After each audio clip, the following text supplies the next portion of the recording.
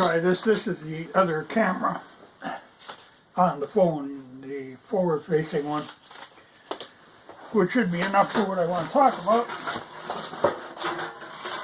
If I get situated properly. I hadn't been out for a while. It's been really cold, so I haven't really had any place I had to go. But it got up above zero finally yesterday. And, I've been thinking I should probably go and get mail, so I went out and got mail. Then I ran into town and did a few things. But, if the mail sits in the mailbox for very long, then the mailman gets concerned. I wasn't expecting anything, so it was no big deal. But I went out and got it, and here come a renewal for my driver's license. Now, I still got a couple months. But what I thought was interesting, there was something I hadn't seen before. I wasn't aware of this at all. Quite surprising, really. For a long time we've had these regular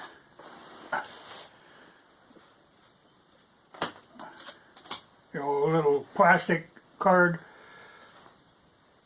and of course mine's getting beat up, so it's about time. But they've got all kinds of security features built into these. There's a holographic crap and all this stuff. And there's this mysterious code on the back that I have never quite understood. And then there's a barcode here. And I don't know what's going on with that. But this has been sufficient until now. Now, this evidently has been going on since like 2015 when they passed this law, but I hadn't heard about it before. But they have something now they're calling a real ID. And this is going to be something that's going to be required eventually. Here it says October 1st, 2021. That we'll have to have it. This real ID. Well, I had never heard of this before. I know I talked to somebody one time who went to get their license renewed, and they couldn't do it. They had to go home and get like a bill with their name on it, showing their address, this kind of stuff. It used to be you bring it in and you snap another picture, boom, another card, no big deal. But they're actually trying to make us get this real ID, which is actually a federal ID. Now, to me, that's pretty spooky, but if, they're claiming if you don't have this, you won't be allowed to go onto any military bases, any nuclear sites, any federal buildings, weird stuff like that, or fly on a commercial flight. That's always their fallback position. Like I say, I don't fly anyway, so it don't really matter. And I don't plan on going into a nuclear facility or a military installation or a federal building. That's like my worst nightmare, all of them. So, the good thing we have the option not to do it yet. So I can get mine renewed and I'll be good for 4 years, and then, it might come to the point I have to make a decision. But some of the things that they're asking you to bring in to get this real ID seem really invasive. It's funny, there's a whole list of stuff, including like a W-2 form with your name and address on it, a pay stub, your actual Social Security card, which I have no idea where my, that thing wore out years ago. I know the number and that's all I need. In theory, but for them, they want to see that little paper card that fell apart years ago. Or a 1099 form. They really want a lot of crap. Yeah, and it has to have your name and address, not a post office box, none of this stuff. It's really creepy, kind of. And I think some states are fighting it, but I'm surprised more aren't. I'm surprised anybody would go along with this because really, because I have heard, I looked into this a little bit, enough to say, whoop, that ain't for me, but they're talking this could be potentially used that you require this to get health care, no card, no care kind of thing. Really, there's all kinds of stuff, even that it might be required to purchase a firearm. Well, right away, things kind of alarm me a little there. So the good thing is there's really no guns I'm looking to buy, and if one should come up, hopefully it'll be before October 1st. The funny part is, all this stuff that you have to have this real ID card for, the one thing that it never mentions is voting. You don't need any of this stuff to vote. Because I think part of it, even on this real ID, they want to get your thumbprint on there. But again, you don't need that stuff to vote. I think if you were to say, okay, fine, we'll go along with this real ID thing, but part of it is it's required to vote. Well, the Democrats would throw that out right away. That'd be the end of the federal ID. Because that wouldn't hold water for them. But it's funny, that they slipped this in there. Well, I guess it's one of these things that got passed in the middle of the night, stuffed in with some other bill, but I really would like to see a little more squawking about this. Well, anyway, like I say, I don't have to go along with this, and I won't.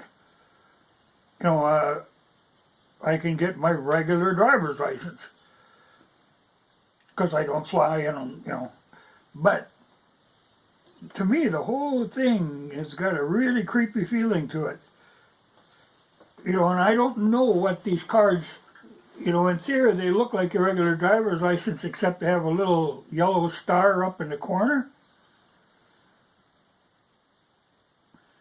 but to me that's one step away. How,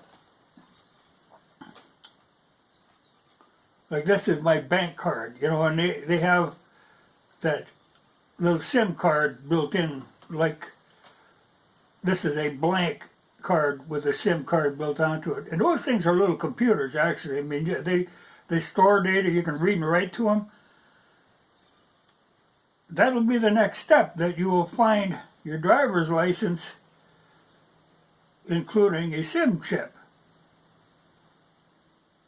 I don't know how that's the logical next step in that progression. And the next step after that is to have the chip in you. It's a slippery slope that I don't want to go down. Their theory is this is to keep people from having fake driver's license. Well, like I say, the regular driver's license has got all kinds of security features built into it now, but there is a lot of fake driver's license being made. They come from China all the time. There's people constantly making fake ID cards. And to think that they're going to put that little star in there and that's going to put an end to that ain't going to happen. It really won't be preventable until they go with a chip, and even the chip is not, like I say, particularly invulnerable. You can read and write to them. They're coded in a certain way, but like the Chinese can't work around that. That's a slope I don't want to go down. But it just struck me as funny, that this has been so quiet, that I never heard of this until I get this letter in the mail saying, oh yeah, this is the way to go. And evidently people have been doing this You know, because I'm sure a lot of people are complying with this, but I won't. You know, like I say, that it could be used for healthcare. They really want to do that. That would be your COVID passport, you know, that sort of nonsense. But the good thing is, you know, is the big threat is, oh, you won't be able to fly. And like I say, no thing to me, you know, nothing that matters. But then when I hear them saying, oh, you might not be able to buy firearms, well, the next is you won't be able to buy ammunition. You know, that's...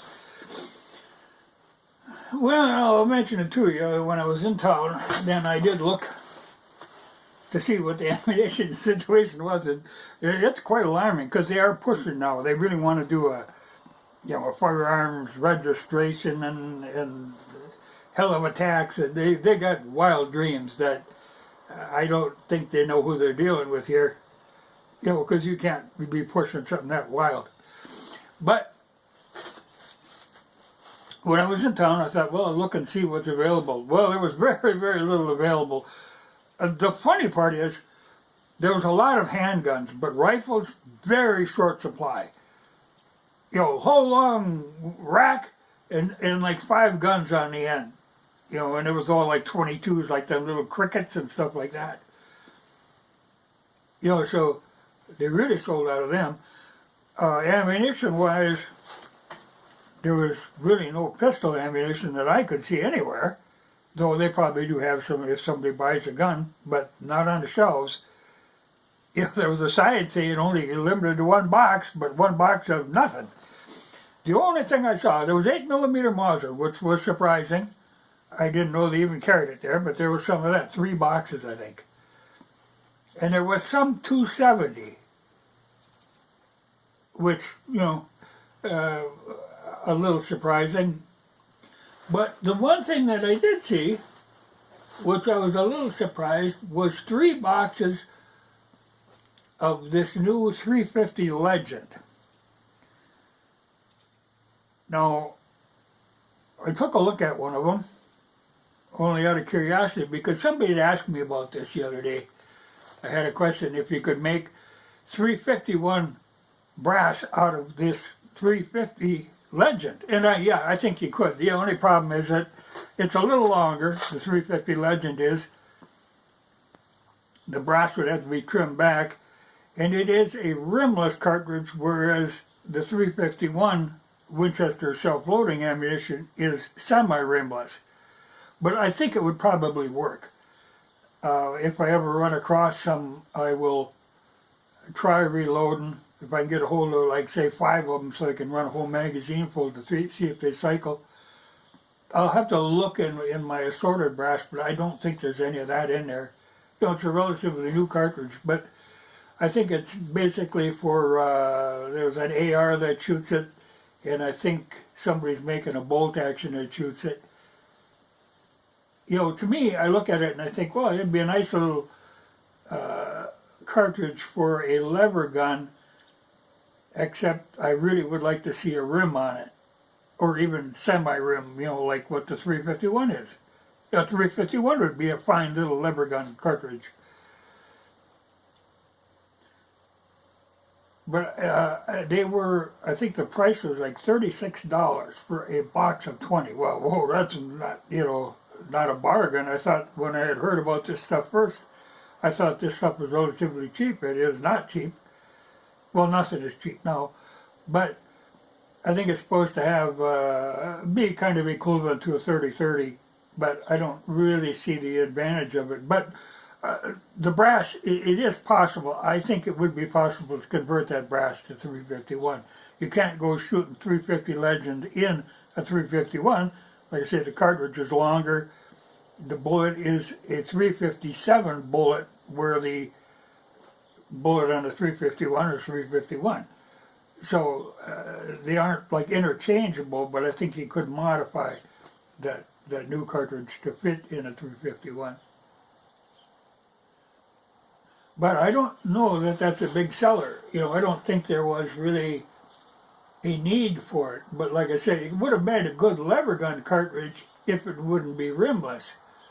but they made it rimless to feed in these AR platforms. Otherwise, it'd be a good kind of pistol caliber cartridge for a lever gun. But there you're looking, you got a 357 already. What the hell do you need? You know, didn't really need another one. But it was interesting to see one, and interesting to see it was one of the few cartridges they actually had in stock. But I think the main thing of that, it was designed to be a cartridge that could be used in these states that require a straight-walled cartridge for deer hunting.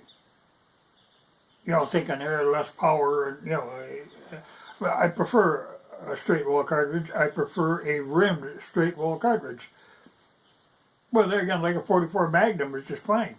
It fits that need. But this.